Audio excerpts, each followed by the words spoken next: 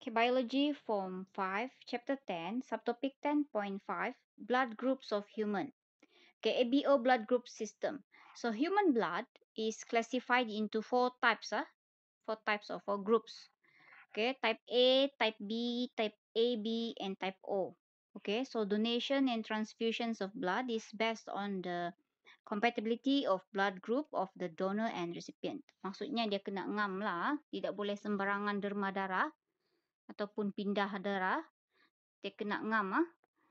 So this is because the recipient has antibodies in the blood serum that can act against the antigens on the red blood cell of the donor.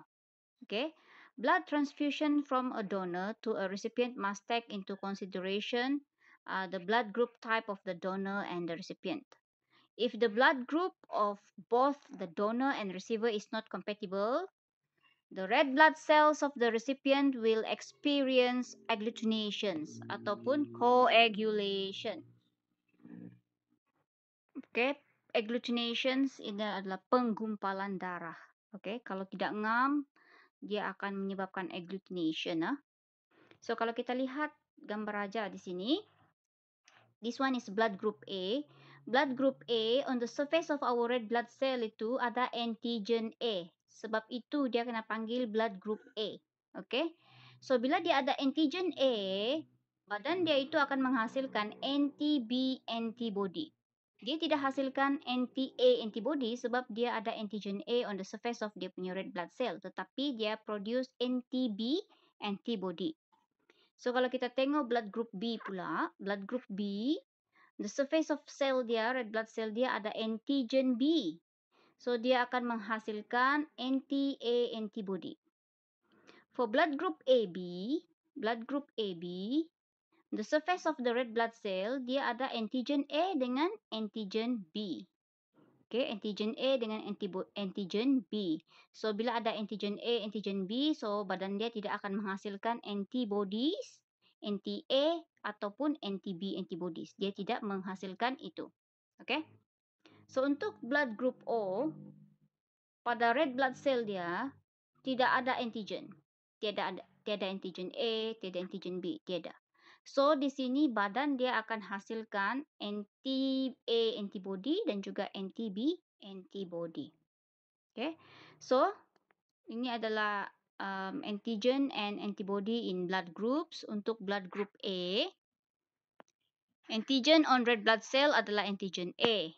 Antibody in the blood serum anti-B.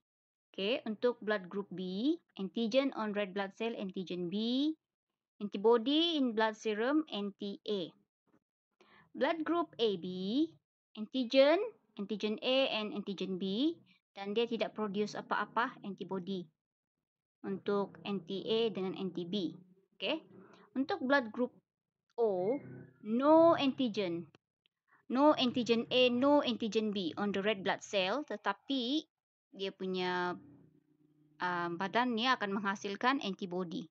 Antibody in blood serum ada anti-A dengan anti-B antibody.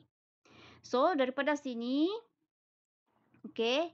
So ini adalah table 10.6 ini adalah compatibility of blood donor with the recipient. Untuk blood group A, dia can only donate blood to blood group A and AB only. Dan can only receive blood from blood group A and O. Okay. Blood group B can donate to B and AB only and receive from B and O only. For blood group AB, can donate blood to blood group AB only, but can receive blood from all the blood groups A, B, AB, and O. For blood group O, can donate bloods to all the groups A, B, AB, and O, but can only receive blood from blood group O only. So daripada sini kita kena tahu AB itu adalah universal receiver. Okay, penerima universal, dan blood group O adalah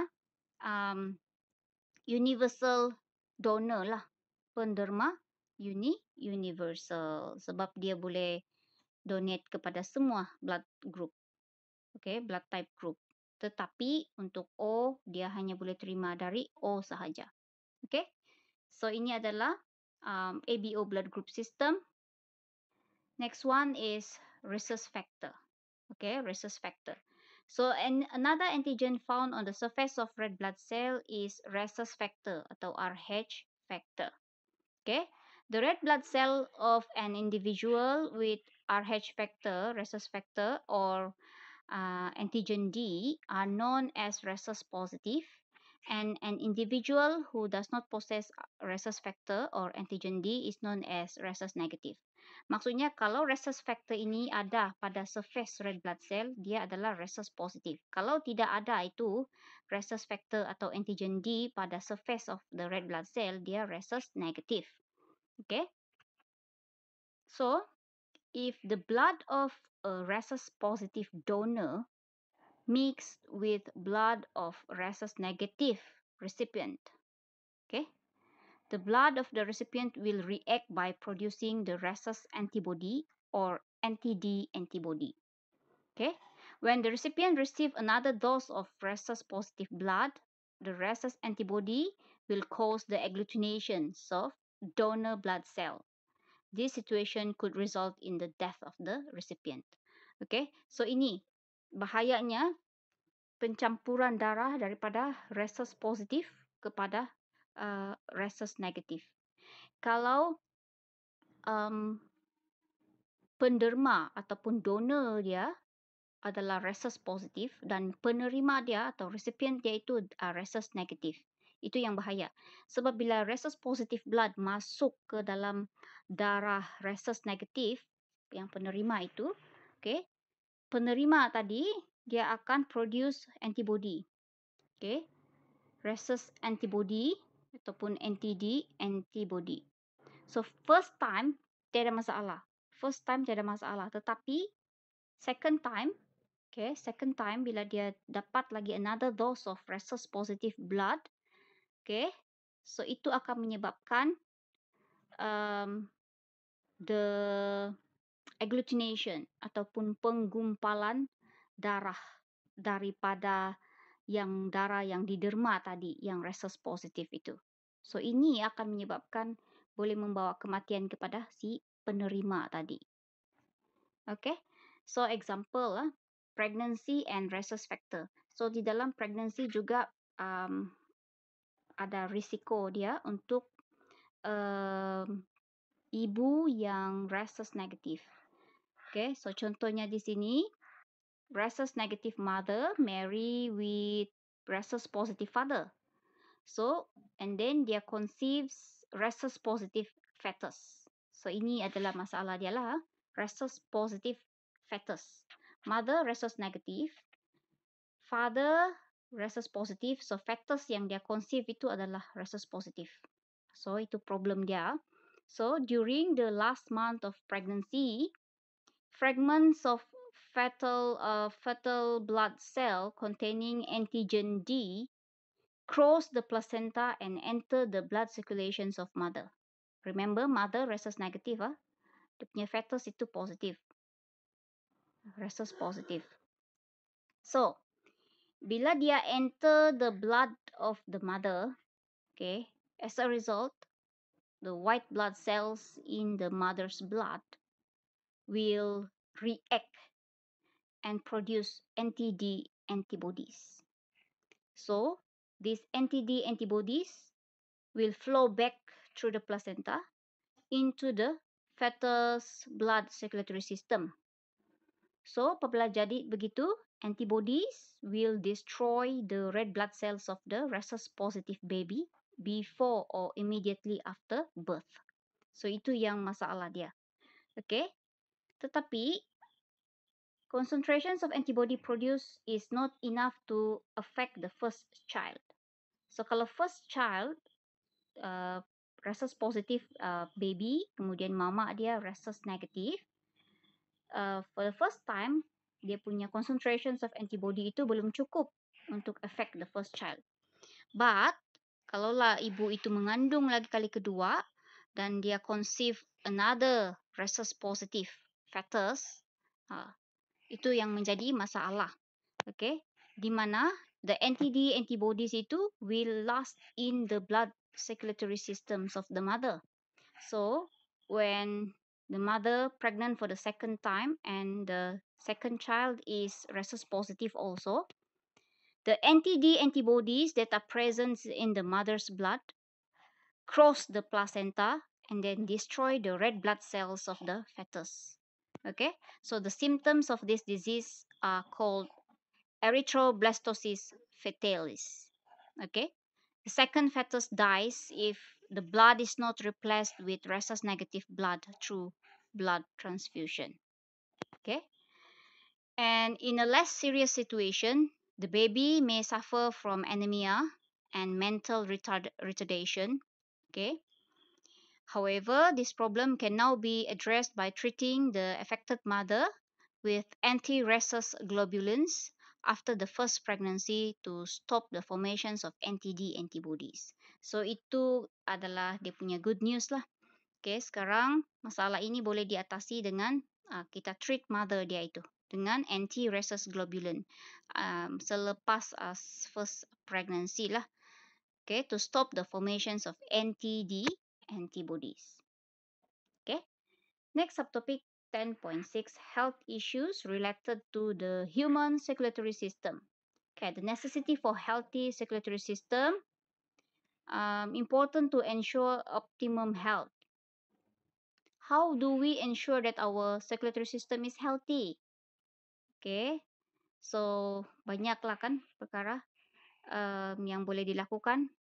Balance diet, balanced food, low in fat, okay, regular exercise, okay, no smoking, no drinking alcohol, okay.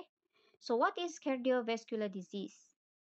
Okay, so this is the leading cause of death in our country also.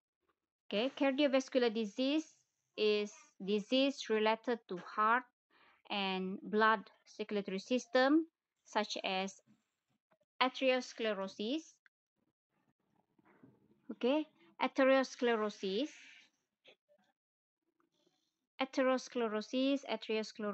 angina, hypertension, myocardial infarction. This is heart attack and stroke. So, cardiovascular diseases, atherosclerosis is the formation and depositions of plaque into the artery walls. The plaque is formed from cholesterol, lipid, dead muscle tissues, and coagulated platelets. The plaque will clog, okay, tersumbat, and narrow the lumen in blood vessels. Okay, itu adalah atherosclerosis. The restricted blood flow can cause hypertension. Okay, hypertension. Hypertension causes fine arteries to break, and patient can suffer from stroke if this happen in the brain. Stroke is also caused by blood clot, thrombus, blood clot that clog the flow of blood in the brain. So stroke ini adalah melibatkan bila our brain tidak terima darah yang mengangkut oksigen lah. Okay. Atherosclerosis is the early stage of atherosclerosis. Atherosclerosis occur when calcium is deposited on the plaque and causes the artery to become hard and lose its elasticity. Okay, if the lumens of the coronary artery, okay, artery for the heart is narrow, the insufficient oxygen supply to the heart muscles can cause angina. Angina is severe chest pain. If the artery is completely clogged, myocardial infarction, heart attack will occur. So example photograph 10.6 ini adalah heart attack lah. Okay. So this is formation and depositions of plaque on artery wall. Okay, plaque form in the artery. So itu menyebabkan narrow the lumen untuk blood flow. Blood clot here restrict the flow of blood. This is our artery. Okay, so this is coronary artery and this is dead cardiac muscle tissues. All right.